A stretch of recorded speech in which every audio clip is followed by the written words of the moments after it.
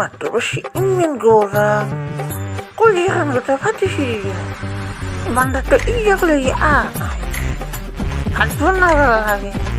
বুঢ়ীত ফুলকৈ থাকে শান্তি নিদিও আইও একো ভাল নলবি হৈছে অলপ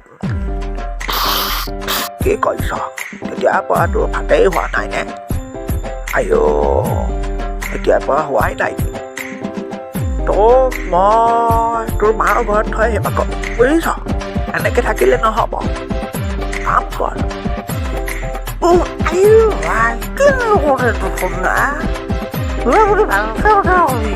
ভাত বনাই শুই আছো বেছি ক'লে তোক 100 দিন পাৰা কৰি দিবি তেনে কথা চাচোন তাক ভাত খুৱাব লাগে মই ইমান দেৰিতে নাজবি